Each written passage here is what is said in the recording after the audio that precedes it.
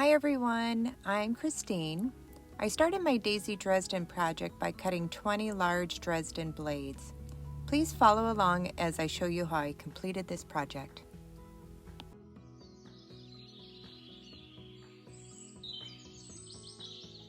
Here's how we will make the point on a Dresden blade. So you have your blade cut out, and then you are just going to fold it in half, right sides together.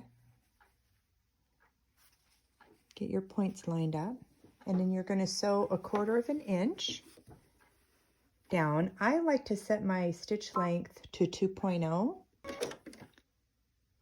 And then for me also, it does help to start sewing a bit in to the fabric, about 1/4 inch. That way I'm not starting on the edge and then it doesn't get pushed down into the sewing machine. So I start off,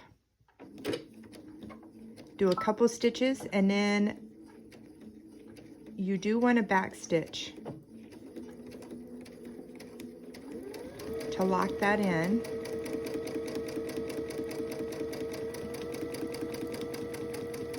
And then back stitch again here.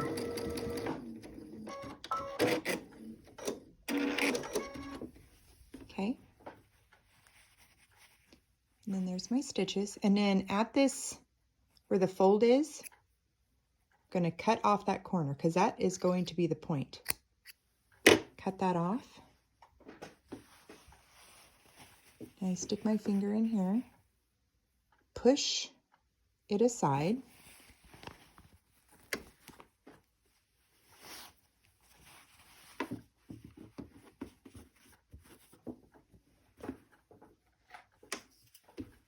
And then my Dresden ruler, my small Dresden ruler, came with this stick. There are other items out there you can use. You can even just use the blunt end pair of scissors, or chopstick works well. But you don't need to be too aggressive with it. Just enough to give you that nice point. Okay, now let's go to the iron so I can show you how to make sure that you get this point centered with the fabric. All right, so I have my Dresden blade with the point. So what I'm going to do is I am going to fold it back again. So I'm lining up the raw edges and making sure it's lined up this way as well. And then I'm going to take my iron to just iron a little crease there. That is going to give me a center point line for when I line up this seam, which will make sure that this point isn't wonky and pointing the wrong way. So I just take my seam line and I line it up with that iron line, and then just come in.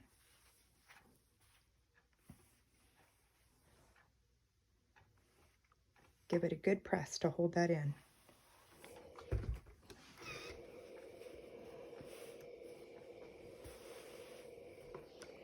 Don't worry about any iron line showing as you're ironing, putting them together and you quilt it. That will go away. There you go. Here are 2 of my Dresden plates. I'm going to fold it over. And this part right here, just making sure that lines up nice right there. I already have one on my machine, so I'm chain piecing. Go forward a little bit. And I am going to do a back stitch on this. Even though this is going to be enclosed, on this particular project, I want to make sure that this is locked in. You don't have to do a lot. Just a couple stitches, just to make sure it's secure.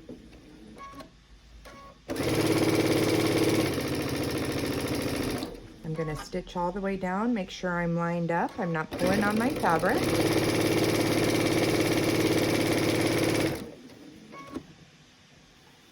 My tape here kind of helps me keep it straight. Plus I have a 1/4 inch foot. And I do not backstitch down here.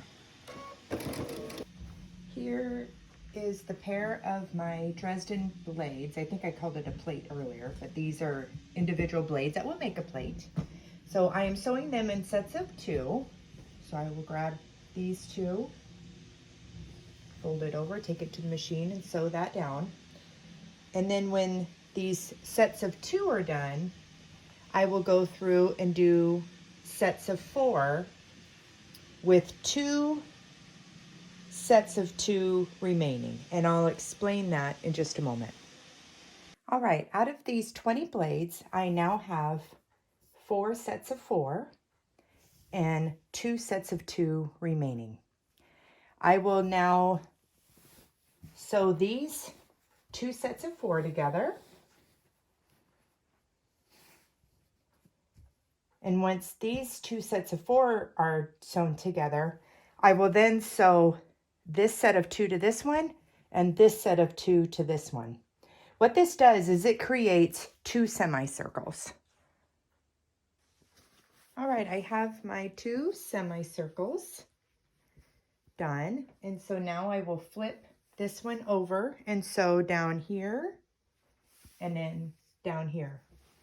Like I said earlier, you don't have to backstitch at the bottom here to lock it in, but you certainly can. In a minute, I am going to show you, before you sandwich this together, I stitch around this to stabilize it. So I'll show you that in just a second. But this is something I wanted to talk to you about at this point. So these are all ironed. And notice, like in my mind, I would think like, oh, this should be straight and flat. But no matter what, when I do a Dresden like this, it's always, it looks like it kind of goes like that. I don't know why. I'm sure there's some mathematical equation that can explain why it's not like straight, but after it's sewn together, it ends up laying just perfectly. So let's get these sewn together and we'll iron it out. I'm sewing the 2 semicircles together, and you would think, in my mind, you would think that, okay, I'm just going to start down here and go up this way. And I recommend not doing that because this center is going to be covered by a circle shape. So always go back to this top. This is the most important. We are going to sew around the edges in a moment, but for right now, I find that having these line up as best as possible is what's most important. So sometimes your feed dogs, if you don't have a walking foot on, even if you do have a walking foot on, will pull that bottom fabric through faster. And so I always like to start at the top of it, especially if you are going to end up laying this on a big piece of fabric and just stitching around the outside edge.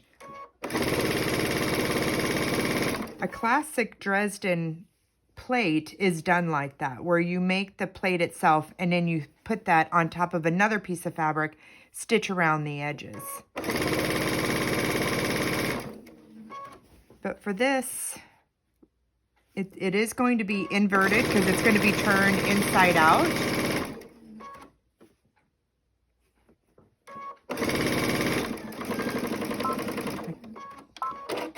Plus this bottom part, you can see on mine, they're all cut the same length, but they all kind of finish at different sizes. This does not matter. So let's take this over to the sewing machine, or to the iron, and get it ironed out. All right, let's open this Daisy Dresden up.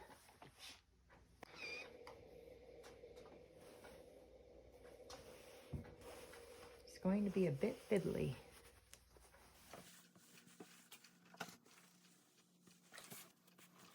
Okay, you'll notice that it looks like I have all this puckering here. which I do actually have puckering there. But with a very hot iron and steam and just some adjusting, this will all go away.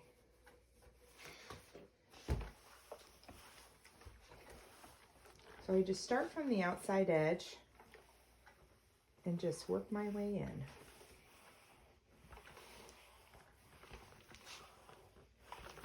Go outside, in. Just helps shrink those fibers because, like I stated before, this center part is going to be covered with a circle. So even if you do have a little bit of pleating down here, it's not going to be seen.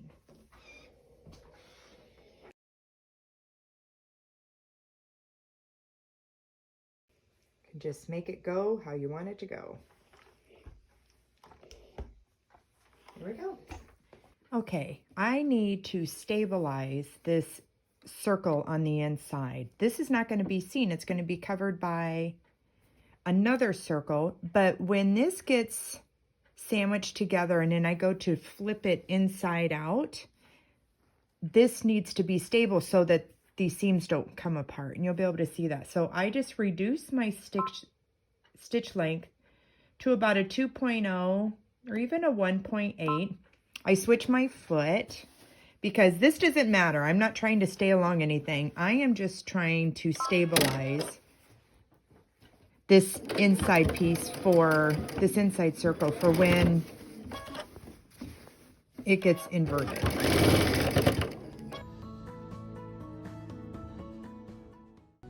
To make my quilt sandwich, I lay my cotton batting down first, then my backing fabric right sides up, and then my Daisy Dresden right sides down. So right sides are facing together. I then smooth it all out and then take safety pins to pin those points down. And here I am cutting away the excess fabric so I don't have as much bulk underneath this sewing machine. Okay, I am stitching around the outside edge, and I am doing 1/4 inch down, and where this seam is right here, that is where my needle is going to stop.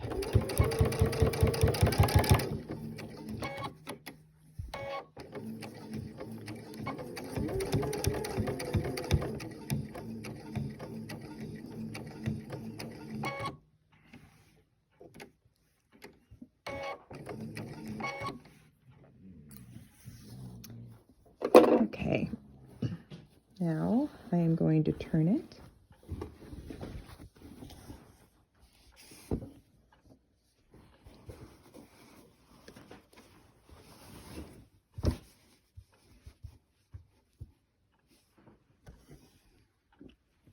Okay, I'm going to take a few stitches.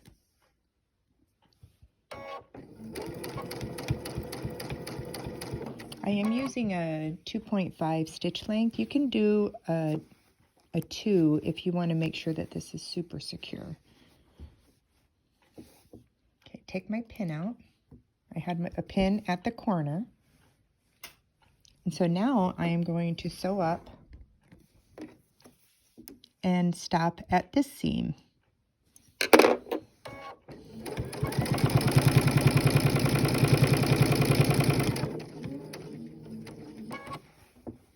Turn it.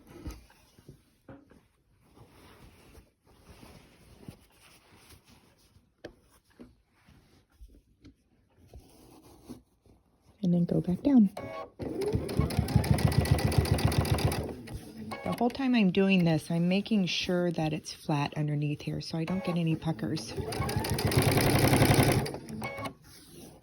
Okay, so again, I'm going to go down till my needle hits this seam right down here.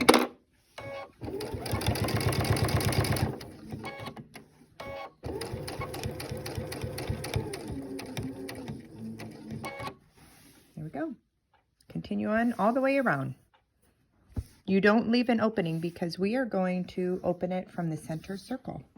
All right, Now that I have sewn 1/4 inch all the way around, I am going to trim this up. And here are a couple of ways you can trim this up. You can use your rotary cutter and a template, or ruler, I guess you can call it, and make sure it is past the edges of that fabric,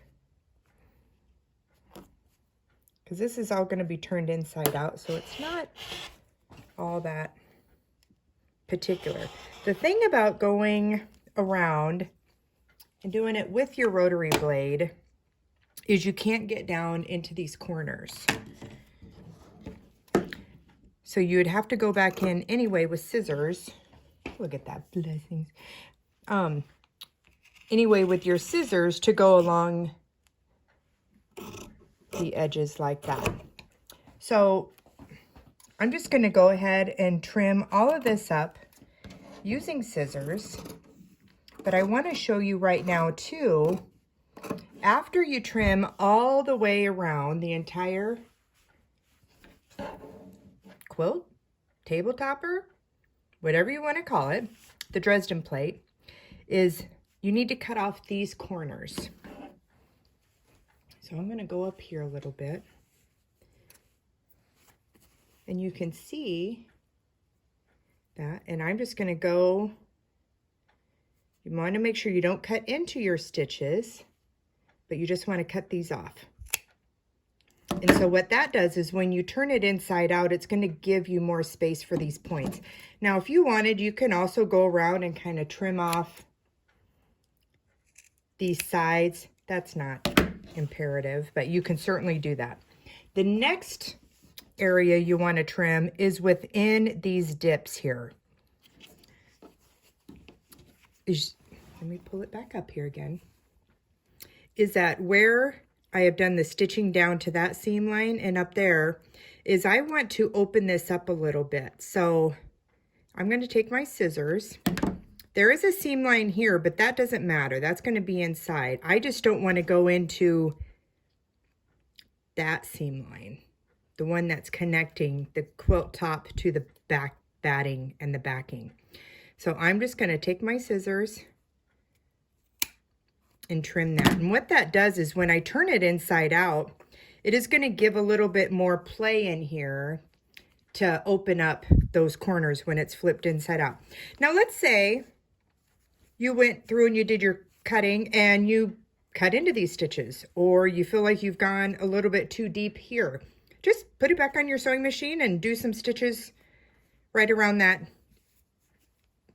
corner there or right here. Don't fret too much about it, but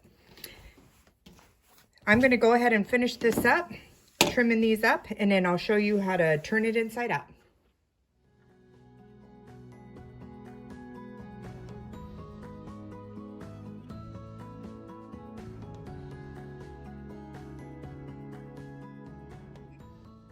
All right, so we've stitched all the way around, and we are going to pull this whole thing through with this hole in the center. It's not very big, but you can do it. Remember to secure these stitches all the way around. Now, if you got to this point and you forgot to do that, go ahead and just slide this up underneath your machine and get these stitches done, because this is really important. Otherwise, this is gonna rip all the way up. So I just go to the edge like this. This is actually the first thing I do, is I go through all of these and I flip it while it's on the inside. And I go around and I do that to all the points. And I go towards the fabric and not the batting. I don't know if it really matters. This is just what I do. So I'm going to go ahead and get these all flipped and then pull it through this hole.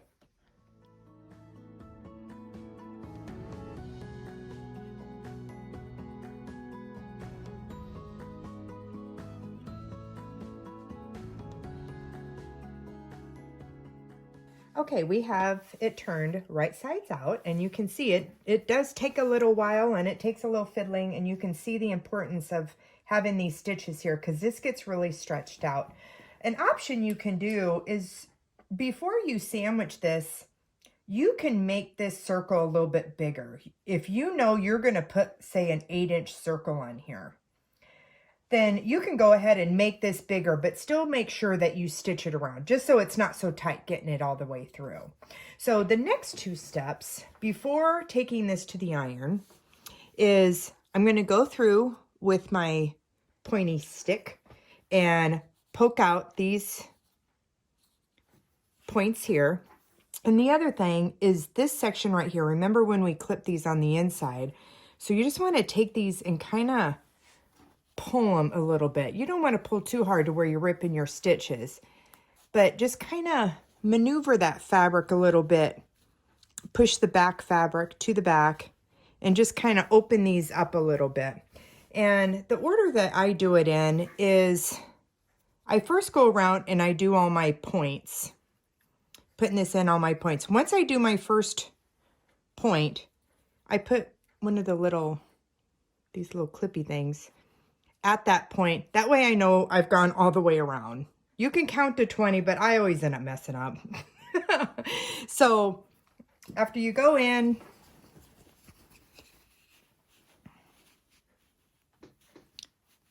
poke out your first point, and go ahead and just do a clip there and go around and do the rest. Then when you get back to here, then go ahead and do your pulling apart of your seams, put a clip there, go all the way around. All right, I've gone through, got all my points poked out and my inner corners stretched. So now you want to iron this down. I didn't say this earlier, but you want to make sure you use a cotton batting inside for this table topper because, or tablecloth, whatever. What do you guys think I should call this? I've been calling it a table topper because this actually is a custom order for my cousin. She wanted a quilted tablecloth table topper for her table that would just cover the whole thing. So that's where I came up with this idea. And so anyway, so yeah, make sure you use an all cotton batting in the middle. You don't want to use a polyester batting because it will melt under the heat of your iron. So in this part, you want to go ahead and get this good and ironed and just use your fingers. If there's a little pucker there, just use the iron to smooth that baby out. And always just start pushing towards the center. So I try to do it to where you're not able to see the back fabric from the top. So I'm going to go ahead and get this all ironed up, and then I will flip it over to the back and make sure I don't have any puckers or pleats on the backing fabric. And then we will talk about the center circle.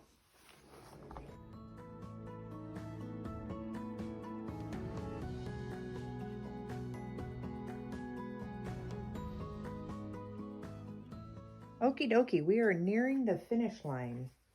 So the next decision to make is the center circle. So I have a couple templates that I use a lot for the Dresden tablecloths like this, as well as other projects. But so I have a 6-inch and an 8-inch. So I just kind of lay them on there to see, like, okay, that's good. I've made a couple of these in 4th of July colors, red, white, and blue, and I used a lot of the 6-inch on it. But with this one, I don't know, I'm kind of thinking that my cousin wanted specific tea fabric. And so I'd really like to showcase this fabric in the middle. I don't know if she's going to put something over the center, but I'd really like to be able to showcase this tea fabric. I mean, I know it's everywhere, but so I'm just wrapping this around to see how I feel about that. And I'm really liking that. I think if I did the 6-inch, I might not be able to get as much of it on there. I don't know. I'm feeling the 8-inch, so I'm gonna put the 8-inch. I have this piece of fabric here. And so I have my heat and bond light. And so when you use at least this particular product, there's a lot of different ones out there, but this is the Heat and Bond Light.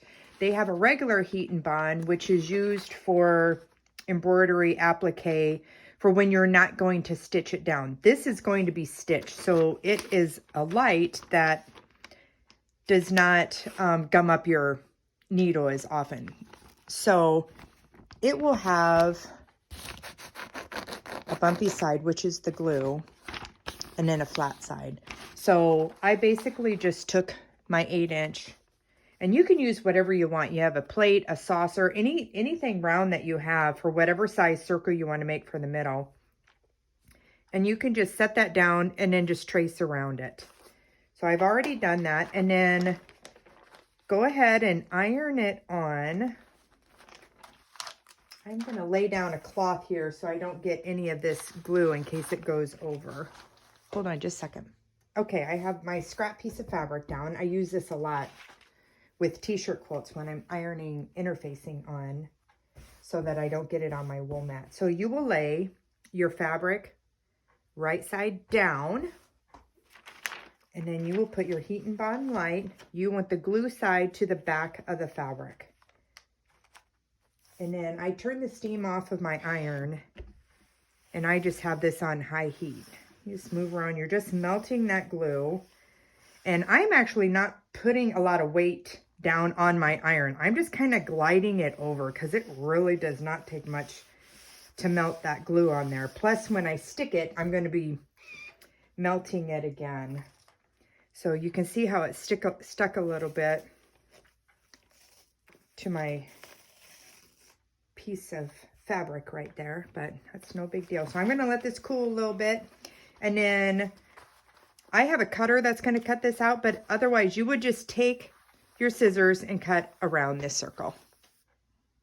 Okay, I have my circle cut out, and at this point, if you are making one of these and you are going to sew it on your home machine, which I've done that before, I just went through, the first thing I did is I went through along the edge here and did a stitch to stabilize that. No matter how you quilt this, that is something you for sure want to do, whether you do it in the beginning or the end, is to go along here about 1/8 of an inch or so and make sure that that is stitched down. That just helps reinforce this to make sure that when this gets washed, that it stabilizes those seams right there. So, but back to sewing this on your home machine. When I have done it before, I basically started here in the middle, I back stitched, and then I went on up and just kind of echoed all the way around. And then I came back down, then without stopping, I just went right on over to the next one and came back down. And I just kept going around and around until I finished all the way around. And I didn't have to cut my threads once. If you wanted to stitch in the ditch, you can certainly do that. Start up, say up at this corner and go all the way across. And you could stop here, or you could just keep going on to the other side, stitching in the ditch. It's totally up to you how you want to quilt it. I have Eleanor the long arm machine, so I am going to long arm this. Even though it's turned inside out, I've done experiments with other ones before where my backing is already on and my edges are done. And as long as I make sure I don't have any puckers on the back, it quilts up really nice. So back to my point about the circle. So if you are going to stitch this on your home machine first, my recommendation is to go ahead and do your quilt stitching first and then put on your circle. And then go ahead and do a blanket stitch or a zigzag stitch or a decorative stitch to hold this down. Since I'm going to be doing quilting on my long arm, I want this to be all part of the design I'm going to do on my long arm machine. So I'm going to go ahead and stick this down now. Like I said, it's completely up to you. You could go ahead and stick this down now. and do whatever stitching you want on here. I just think from other ones that I've done, when I stitch this on my machine, it doesn't get a bunch of buildup right in the center if you go over. So it's completely up to you. Those are just total suggestions. So back to putting this on. So I have my circle, and I am going to fold it in half, give just a little bit like that, go like that. And this is just helping me kind of find the center. I usually just kind of eye it though. So I'm going to put that on there. Oh, wait, sorry. First, got to peel it. This is the best part. So what this does is Heat and Bond Light basically makes anything into an iron-on sticker. I know when I was little, I got a hole in my pants. My mom had to buy iron-on patches to patch my pants. So here, you can make your own iron-on stickers, see? So after this is cooled, I cut out my circle. See that? See, it's shiny now. It feels sticky. There. So now this is basically an iron-on. So I still can see my reference point here. Just going to put that in the center. And then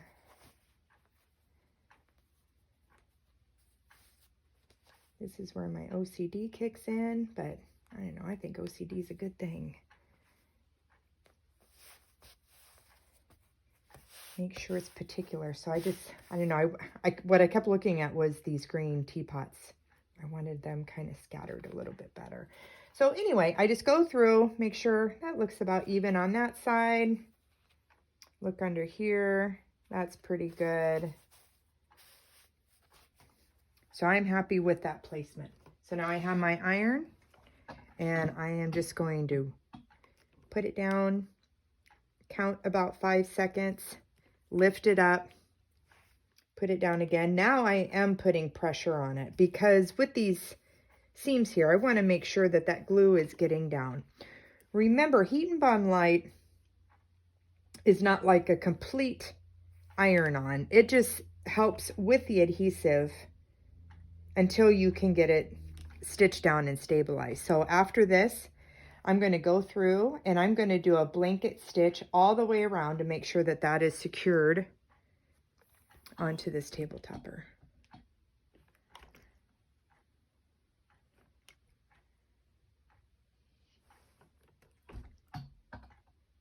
There we go.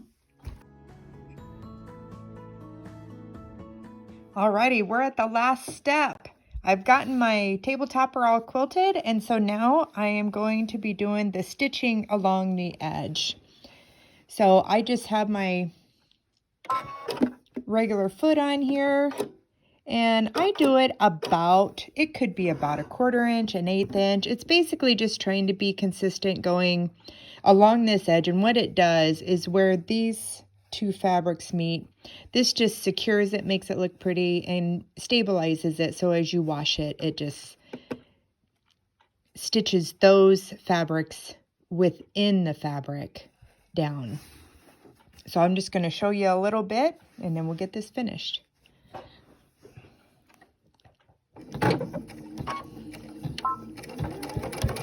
You can hear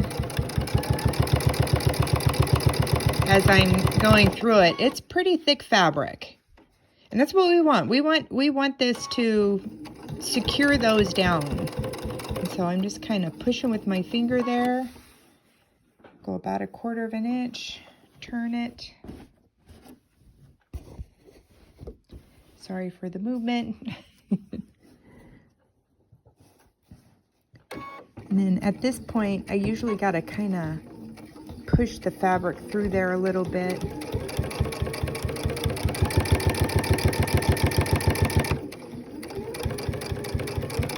Get that down there, and then I am going to go to where those two fabrics meet. Probably do one more there. And then turn.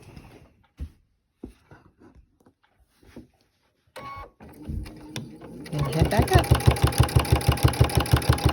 So I'm just going to finish this up, and then I'll show you the final reveal.